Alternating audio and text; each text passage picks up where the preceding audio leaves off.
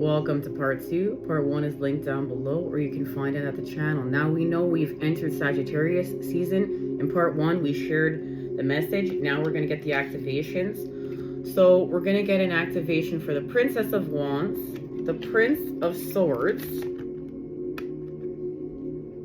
and the Eight of Swords interference. Because there's an interference right now from the cosmos. And the Prince and Princess are coming together to help us to find stability through the earth, to create stability through the earth.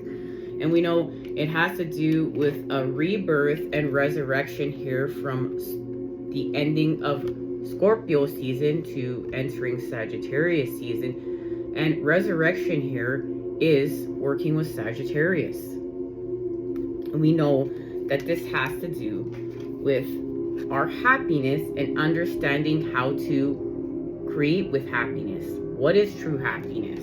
Okay? And it's not what we thought it's been. We've been shown a new way. We've shown a new way how to act in order to be happy. And it may be an inaction in order to be happy, but we're understanding how to restore homeostasis. We are getting an activation for the Eight of Pentacles, as well as an activation for the Four of Cups. So I feel called to start with the Four of Cups. Let's start with the Four of Cups here. What is shifting here? Something is shifting here during Sagittarius season. It's going to allow us, remember, to hit our mark and hit our aim in our own unique way, because Sagittarius is very much like Aquarius. Just add the fire. Ooh, guys, it shot me. It shot me in my belly. Okay, so South Node life stats. We are paying off our life stats here. Let's see what the South Node is. But look at that. It's in order to sense, to use the water element in order to sense our way. And look at Leo is here. I will.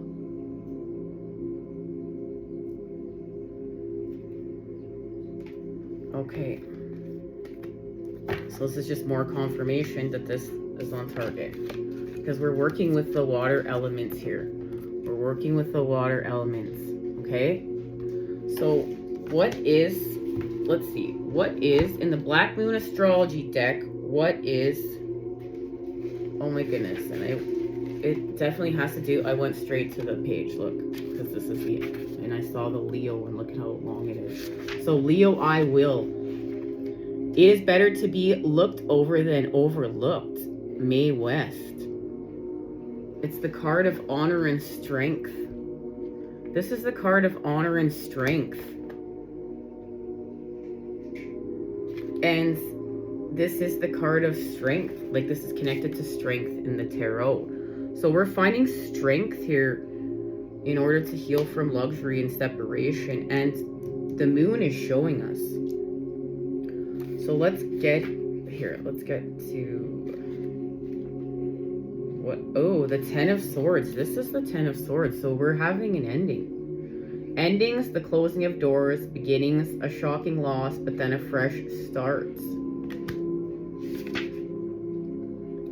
Karma, when properly understood, is just the mechanics through which consciousness manifests. Thank you, Deepak Chopra. The South Node represents a karmic point in our charts where certain matters must be discharged or cast off in order to develop and move on towards greater things.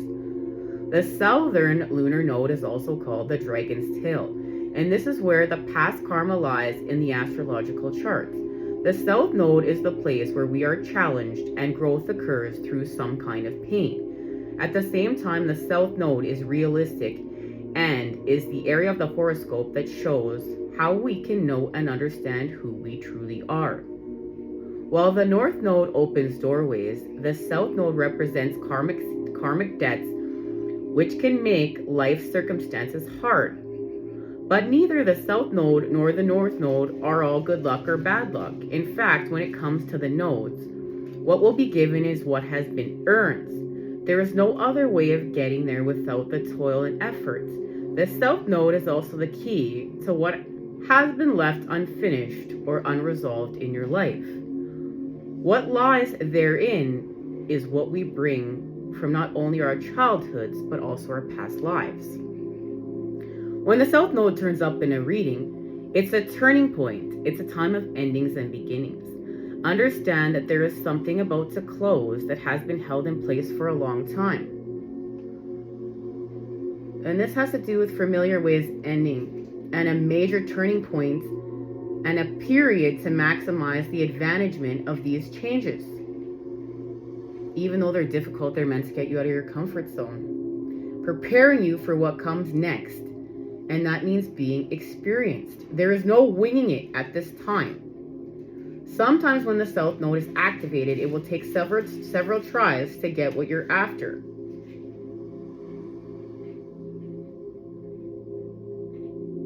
You are setting down a foundation for your future, and your future is a marvelous life. And we know it is because the sun is here. And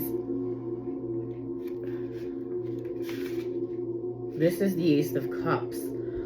So it's official, guys. Like, look, it's so beautiful. Like, this is what I love. This is what I love, being here and doing what we do. Because this is the Ace of Cups in the tarot, okay? What is the moon gifting us? I hope you can see it. We have 3 cups. She has 3 cups here. Okay, wait. Yeah, she has 3 cups here in her hand. Look at that. And the moon is gifting her the cup, the Ace of Cups. But she just can't see it. Well, that's what the moon, that's the activation. We have the Ace of Cups right here. The water is giving it to us, okay? The mother is giving it to us. We have to understand we're clearing up karma, okay? That's why we're having an interference. We're having an interference. We're having an ending to have a new beginning later. Because remember, this is an elevated 10 of Cups. We're having a revision of this. It's elevated, and we're creating stability. We're creating stability through the earth. But in order to do it, we're using the water right now. So let's get an activation now for prudence. Guys, do we stay with the Black Moon astrology cards? I feel like we talk to the moon now. Like, it seems like we should. Let's talk to La Luna. Let's follow our signs here.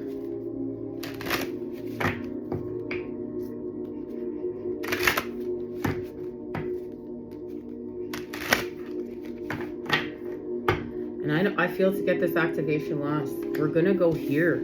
Because this is where the interference is coming from, right? With the prince and princess. And we have the masculine represented here. Remember, the fire, the father, and the sun, the air. And that has to do with what's happening here. This Ace of Cups, the gift of this Ace of Cups. We have to find strength to have this new beginning. And let go of our old ways. Yeah, this has to do with our passions, with the mother, with the water. And that's what is being restored here in order to continue to co-create this. And we are having an achievement through the earth.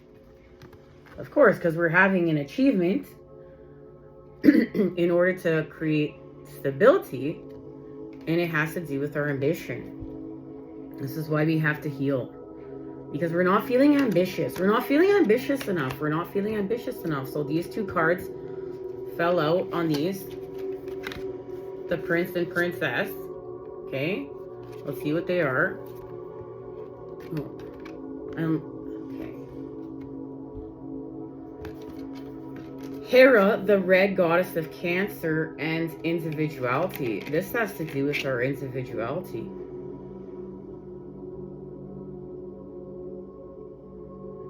And I don't know about you, but like, I can definitely see individuality represented within these 2 images. The individuality has been honored, and we also, because it's prince and princess, have the element of youth, the energy of youth here. So there's a restoration of innocence to authenticity, authentic self. And Hera actually has 2 peacocks, 2 phoenixes on her head, because we know that peacock is our real life representation of the phoenix. So more confirmation, this has to do with the phoenix rising from the ashes, and this is how we got here. This is how we got here today. And we're going to do this with our individuality. Like, this is our individuality right here. We're having a death of old self and a birth of new, and everything that had to go. We're getting to a new layer of authenticity here. Evolution, okay?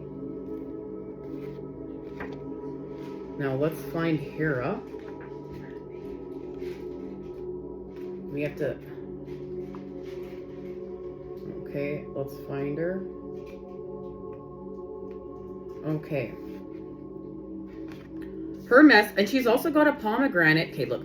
She's got a pomegranate. Well, let's just read about her. Let's read about her for a second, guys. Red goddess, Cancer, water. You know, we're working with the water. Water, we're sensing. The Ace of Cups is here. We're expanding our soul with spirit. Thank you. Okay.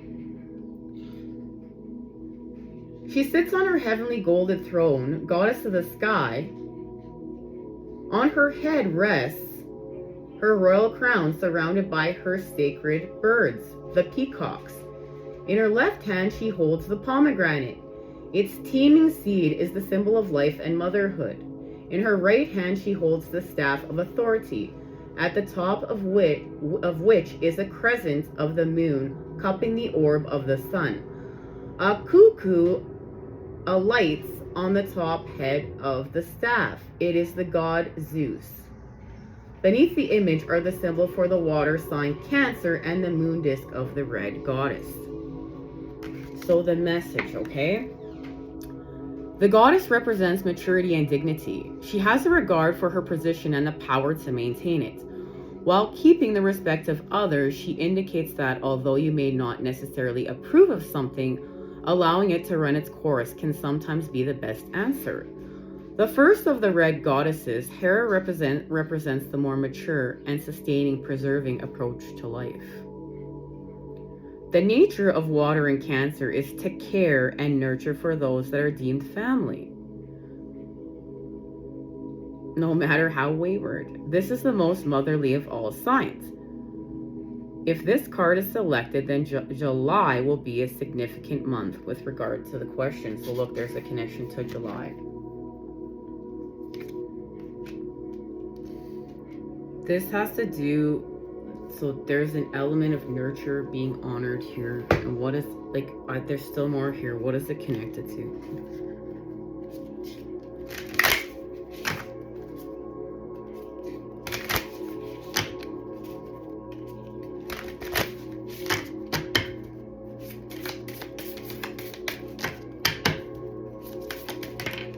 Okay.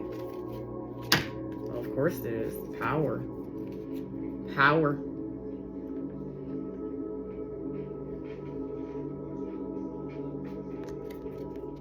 Going forward. Look at that. And what's happening here? They're going forward, but both in different ways. Look, he's officially going forward. Okay? And so is she. Look at how she's going forward. She's elevating too. It's just 2 different representations of going forward. She's going up, and he is literally going forward. It has to do with power. Power and wisdom.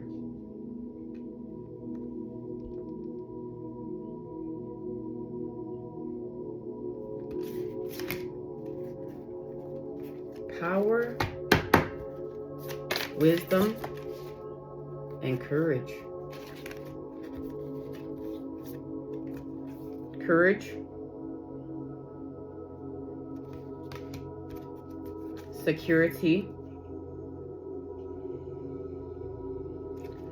and change. Look at that. There's the elevation again. And through this, we're being protected. Right now, we're being moved in order to be protected. We have to go forward in order to continue to be protected. There's something happening here, and it has to do with our success. It has to do here with the Eight of Pentacles. All right, guys, we're going to head on over to our third part, and we're going to get an official sacred geometry activation here for how we are expanding. I look forward to seeing you there.